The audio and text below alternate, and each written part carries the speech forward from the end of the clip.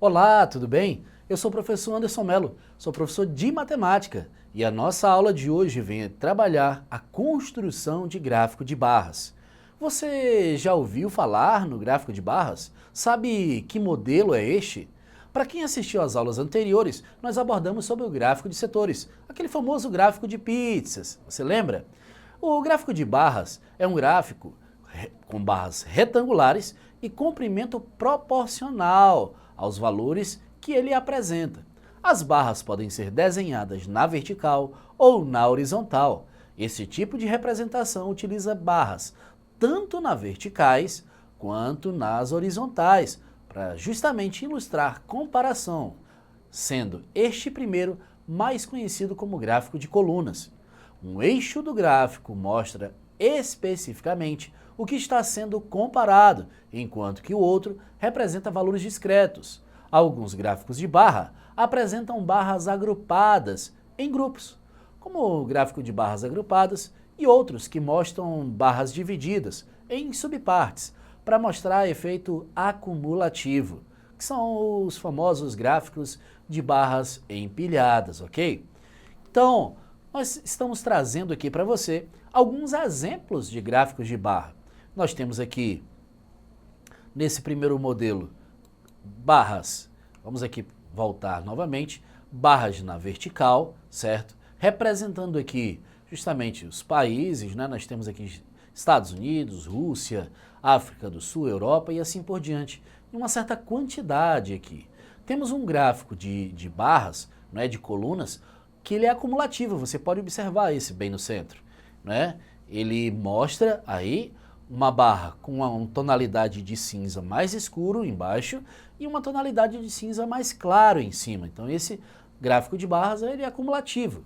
E temos aí, no caso, um outro gráfico de barras, né, que são barras horizontais, que aqui representam também, né, algumas cidades, né, da Alemanha lá, Stuttgart, Munique e assim por diante, né, Berlim, né, com de outros países aqui, de vários países, onde a gente tem justamente uma escala que está sendo trabalhada, ok? Então, para que a gente faça a construção desses gráficos, o que é que eu preciso? Como eu devo fazer? Né? Como construir um gráfico de barras?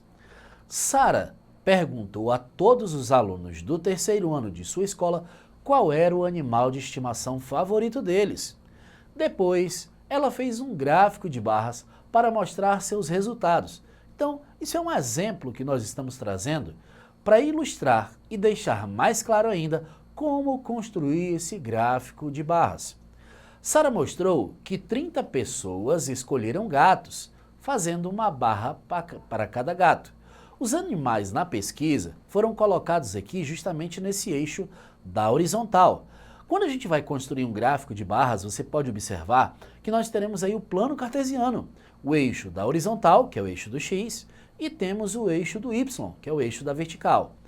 Em um eixo, que é o eixo do x, foram colocados aqui justamente pela nossa amiga, né, da pesquisa, todos os animais, no caso gato, cachorro, peixe e hamster, todos os animais de estimação que foram pesquisados.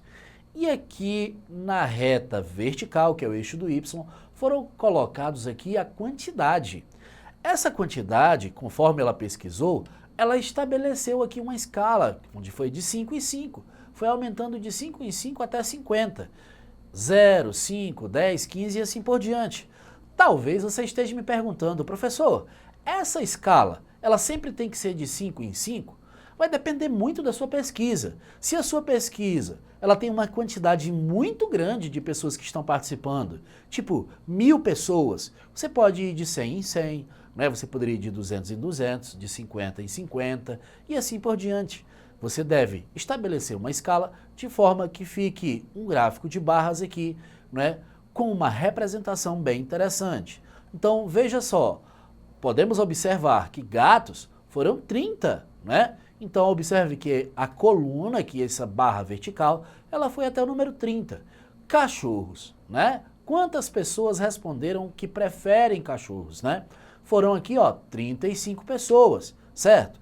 Peixes, né? Quantas pessoas preferem peixe lá, tem um aquáriozinho em casa e tudo mais. São 15 pessoas. E hamster? Algumas pessoas já têm medo, né, do ratinho lá, então são 10 pessoas apenas que preferem ter o hamster como animal de estimação, certo? Então, para você construir esse gráfico de barras, você teve que fazer a pesquisa individualizada, verificando a frequência absoluta de cada animal pesquisado, para assim depois representar aqui em colunas, ou poderíamos ter representado também em barras na horizontal, ok? Isso aqui nós fizemos esse modelo na vertical. Inclusive, quero te chamar a atenção para uma coisa. Você que vai fazer o Enem esse ano, saiba que existem muitas questões de leitura de gráficos, né? Ele poderia muito bem perguntar aqui qual foi o animal que se tornou, não é, o mais querido ou o mais votado, né, entre os preferidos dos animais de estimação estabelecidos. No caso aqui foi o cachorro, né? Então a gente tem essa ideia. Ele poderia perguntar qual foi a média, né? Então nós pegaríamos aí justamente essas quantidades, somaríamos e dividiríamos por 4, porque são 4 espécies, né, aqui de animais de estimação, tá ok? Então essa ideia aí que pode ser abordada inclusive na prova do Enem. Fique esperto. Vamos então ver outros modelos, tá ok? Porque o gráfico de barras, ele pode ser construído através de dados, tá certo? Dados representados num problema, ou ele pode ser representado também quando eles trazem uma tabela para a gente. Então não esqueça que para construir um gráfico de barras, nós precisaremos ter barras na vertical, né? Onde será representado o número de uma determinada espécie, número de participantes, né, e assim por diante, ficando no eixo do Y, certo? Aqui foi utilizada uma escala de 5 em 5, mas essa escala pode variar, lembra? E no caso, temos também o gráfico de barra no eixo do X, né? No caso aqui, a gente tem a espécie dos animais. Isso pode ser também invertido, fazendo assim um gráfico de barras com colunas na horizontal, tá certo? Então, vamos ficar espertos e observe os próximos exemplos. Temos aqui um modelo onde nós vamos construir esse gráfico de barras a partir de dados que foram informados, né, aleatoriamente. Ele diz que a família de Larson tem um rato de estimação que come maçãs, cenouras e queijo. As imagens abaixo mostram o que os Larson deram para o seu rato por uma semana. Então veja que tem justamente os desenhos das maçãs, das cenouras, inclusive dos queijos, né? A quantidade específica de cada modelo, né, de alimento que foi fornecido a esse rato aí da família Larson, ok? Ora, o que nós temos que fazer? Primeiro, vamos fazer o eixo do X especificando os tipos de alimentos que foram fornecidos para esse rato. E no eixo do Y, que é o eixo da vertical, nós vamos estabelecer aqui uma escala de 2 em 2, né, para verificar a quantidade de alimentos que nós temos. Ah, professor, por que o senhor então escolheu até o 12 aqui? Nós podemos verificar a quantidade de cada alimento. Por exemplo, maçãs, 1, 2, 3, 4, 5, 6, 7, 8, 9. Então a gente sabe que vai até aqui um pouquinho na metade, né, entre 8 e 10, certo? Vamos ver cenouras, né? 1, 2, 3, 4, 5, 6, 7, ok? 8, 9, 10, 11. Então veja, por que nós estabelecemos aqui uma escala de 2 em 2 e paramos no 12? Porque a quantidade de cenouras são 11. Então vai ficar aqui o gráfico de colunas entre 10 e 12, ok? Como nós colocamos aqui no eixo do X as espécies, né, de alimentos, né, o que foi utilizado de alimento para esse rato da família Larson, nós vamos assim construir as barras até a quantidade específica, até justamente a frequência absoluta. Lembre-se que na aula passada, sobre o gráfico de setores, que era o gráfico de pizza, nós tínhamos que transformar em porcentagem, depois verificar quantos graus, né, e assim por diante para construir o gráfico. Aqui no gráfico de barras não.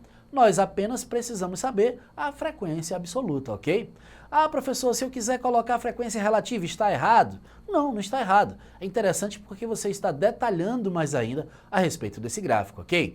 Então vejamos, cenoura, são quantos? São 11, não é? Então vai ficar aqui entre 10, a coluna vai ficar entre 10 e 12, ok? Temos aí as cenouras. Maçãs, são quantas? As maçãs são 9.